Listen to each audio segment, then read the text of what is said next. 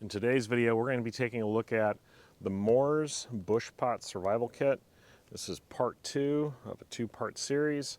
We're going to dive into contents, changes I've made since part 1, but we're going to actually try some of this gear that's in here and set up a little camp and see how it goes. Stick around.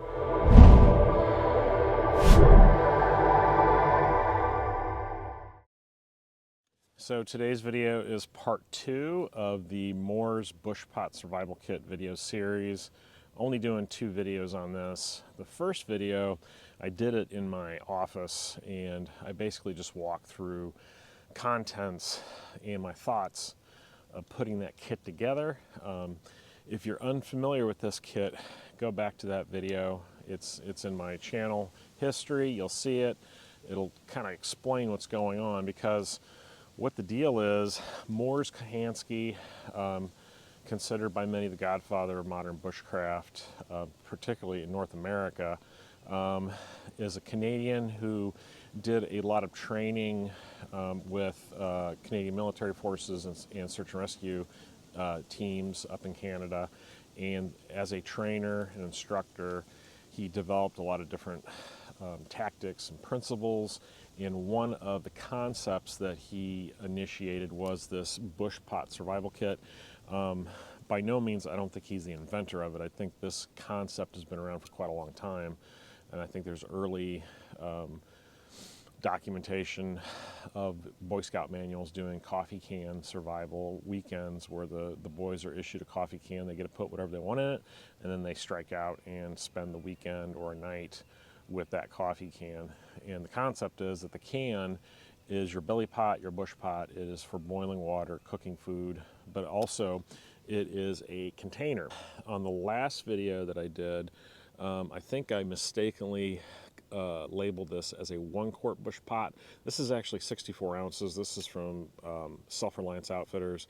It is one of the only stainless steel pots that I have found that actually mimics what Moore's was using, which he was using an aluminum coated bush pot, but it had the same characteristics. It had the butterfly folding handles, it had a bail that locked, it had a removable stainless steel lid with a D-ring, but more importantly, it had a spout. And the spout is, of course, as you know, fantastic for pouring coffee or soup or whatever. So the stainless steel bush pot from Self-Reliance Outfitters, 64 ounces, I think is a great size for an individual.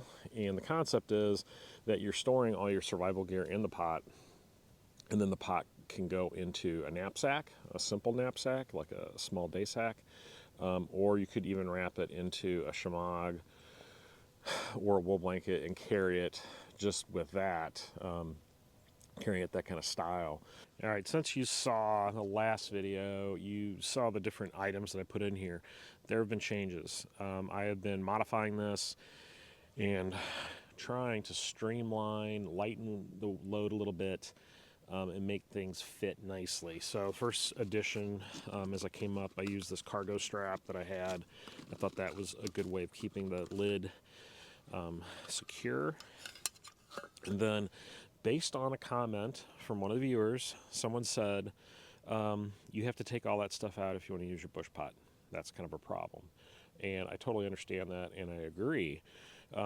If the contents are loose in the pot, it's going to make it very hard to get things out, and stuff's going to go everywhere, and you have a better chance of losing your items. So what I've done is I've taken an extra large bandana, and that is holding my kit perfectly. See that? So all the contents of the survival kit are in this bandana. Now I could fashion this with some paracord or maybe a hair tie or a rubber band, whatever you want to do. But it all fits nicely in here. And a bandana is a fantastic item to have along with you. So if this was like a bright orange material, you could use that for signaling. So that's something I'm going to look into, trying to find an extra large bandana that is also orange. I have only a small one, and you need a big one to wrap around all this stuff. The only thing that I've added to the bottom of the kit is a piece of aluminum foil. A lot of different uses for that, especially if you get into a situation where you actually can possibly forage or hunt or fish. So that just goes down in the bottom, nice and flat. First thing that we're going to look at is cordage. I talked about this in the last video. Cordage is super important. You don't want to be making cordage in the field if you can help it, especially if you're in a situation where you're injured. So 550 cord, because it has multiple uses and has inner strands, you can use that. And then bank line, just because it is a thinner diameter, lighter weight, and it's very strong. Of course, the standard survival blanket. This is one I've had for a very long time, and I've never opened it up. I've always thrown it in the kits. It is orange Mylar blanket, and that's one reason I like this one, because it is orange, so it's going to help with signaling. But it also has instructions printed on it on how to set it up in different configurations with ski poles or branches or whatever. And even use it for, there's even instructions making a solar still with it. So it's kind of a multi-purpose item. It's a survival manual printed on this blanket. I'll see if I can find one of these and maybe put a link in the description below. If anybody knows who makes this, please let me know, as I've had this for many, many years, and I would like to find more of these. Next thing is a couple food items, bouillon cubes, to add to hot water to make a broth. These are hydration packets to add to water. They have some flavoring to them. And then, of course, some cup of soup that has some noodles. So we got a little bit of carbohydrates, a little bit of protein, salt, all that good stuff that's going to help you feel better and warm you up on the inside. And then one thing I always add to my kits is some coffee, instant coffee, just because it's such a morale booster. It's helps wake me up and make me feel good, even though it is a diuretic. But if you're careful with it and you're not drinking tons of coffee, it can be a real game changer in the morning, especially when you're cold. Next item is my tools for navigation and signaling, and also light. So I've got this little liquid-filled compass, works perfectly. I've got a whistle, and then I substituted my headlamp for this light. This is from Streamlight, and I love this thing because you can put this on the bill of your baseball cap, but it's very bright. There's a couple different levels. Now it is rechargeable, so it's something you need to keep on top of with your kit. You want to make sure you're keeping it charged. And then I put it on this lanyard. Of course, I've got the, I think this is what they call this, the fisherman's knot or fisherman's bend. So I've got that, make an adjustable lanyard, and it's on a reflective orange cord. Fishing kit, but I've added a few items to it as well. I've added some snare wire, and there's some additional hooks. I went through this kit in the last video, and then I've also added a can opener, the military style one. So that's something we're going to actually test out here probably in the spring. When it starts getting a little bit warmer, we'll go to one of the ponds and do some emergency survival fishing with one of these little kits and see how they actually do. Man-made fire tinder, super important item for me. Always have something that gets a fire going very quickly, and I like these resin wax impregnated pads from Black and White Fire Starter. They are on Etsy. I've done a review of their stuff before, but they work really well, and it just gets a fire going super quick. Keeping it in a nice tin, keeps it all nice and dry. Candle for heating up a shelter, making some light around your campsite. Always a great multi-use item.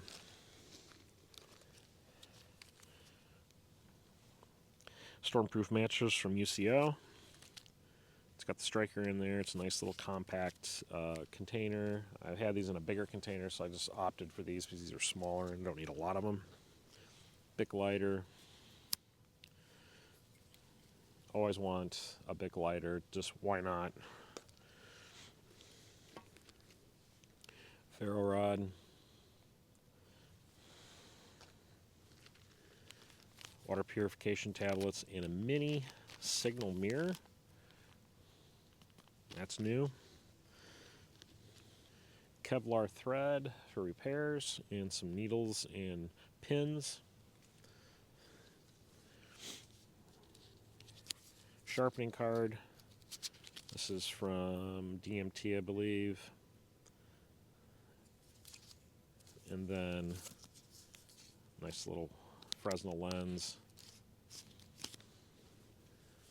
Duct tape. And that's it.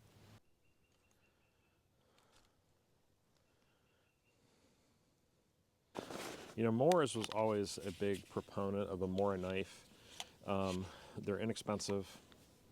They are incredibly sharp. They do a fantastic job of working with wood. There are limitations, though. If this is all you're carrying, you don't have a lot of options for batoning wood, if that's something that you feel comfortable doing. I prefer a bigger knife because a bigger knife can do a lot more tasks. And then I rely on my pocket knife to be the thing that I can use for finer tasks, so like this Victorinox.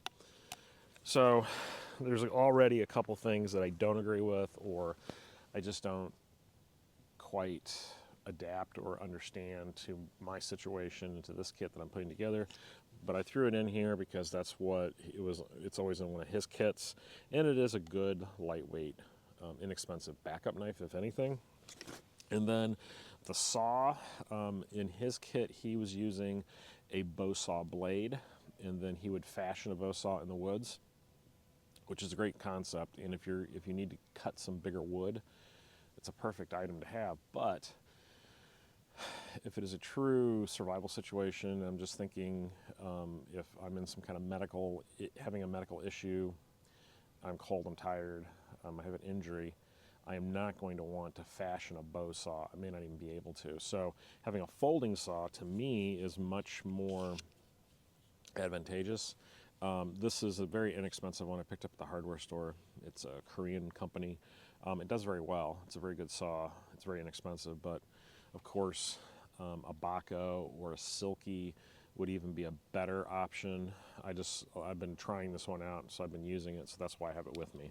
So another reason to have this necklace kit is I can hook my Mora to it, because the sheath is set up that way. But I think this is the reason that, you know, Moores was such a big fan of having a Mora knife in your kit. It doesn't have to be your primary, but it does such a fantastic job of just doing basic carving tasks.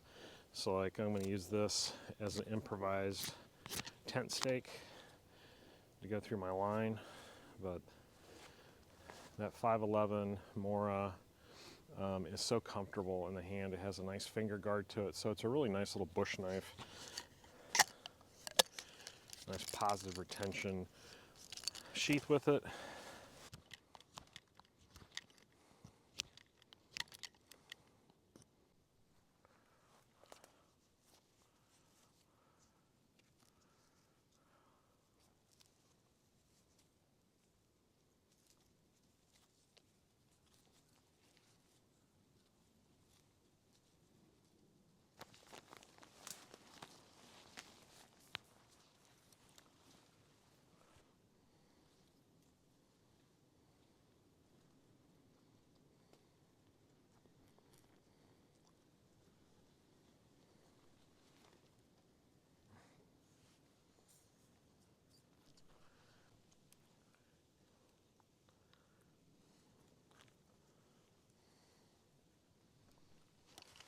Got the shelter set up, just a basic lean-to cut the wind for the afternoon. Could tuck up underneath it if I wanted to spend the night, but I would probably change the configuration a little bit lower, not have such a big opening unless I was doing a fire in the middle of the night.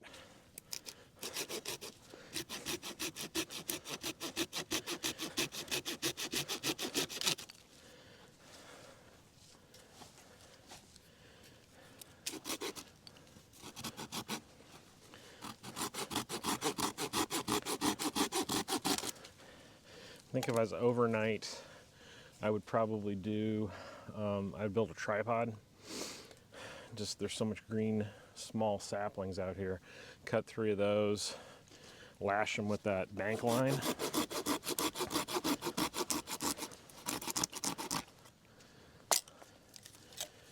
And you'd have a really nice way of hanging your pot. It's starting to split a little bit right there. So we'll see how this little 511 does.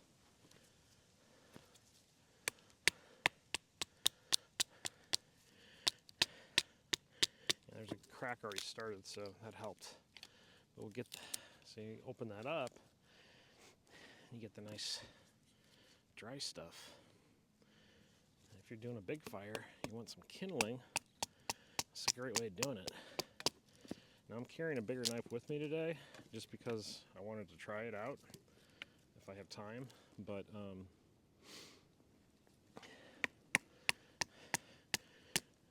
you know, Moores didn't really, I don't think he ever really carried big knives. He was always, you know, an axe, saw, and then a Mora kind of guy. And an axe, of course, is the better tool.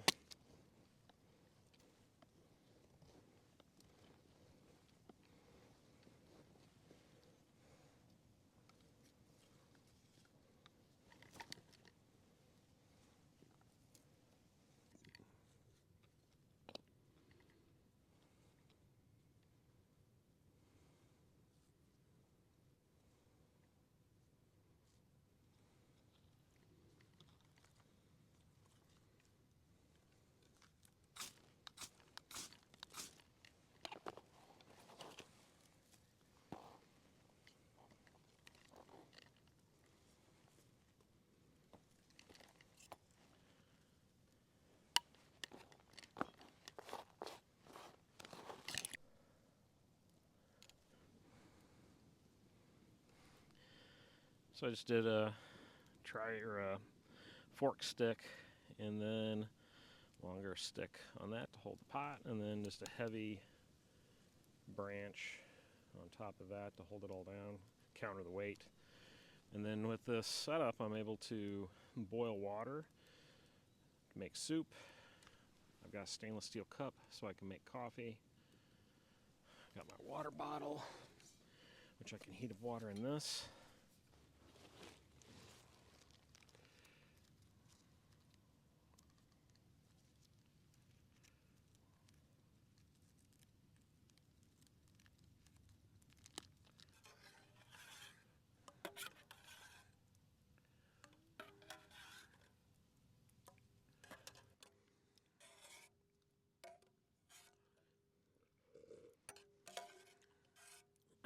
If you like this video, please leave a comment down below, share it with your friends, give it a thumbs up, and consider subscribing to the channel. I would really appreciate that. I'm always trying to come out with content at least once a week. And then if you're interested in more content, go to Facebook. I have a Facebook group. There is a link down below for that in the description. That group is getting huge, just lots of people on it, posting their ideas as well as extra content from me. Also have a website, preparedwanderer.com, and links to the affiliate store and on Amazon, and Big Cartel site if you're interested in patches and stickers like this one. And as always, thank you so much for watching my videos, and we will see you next time on the Prepared Wanderer.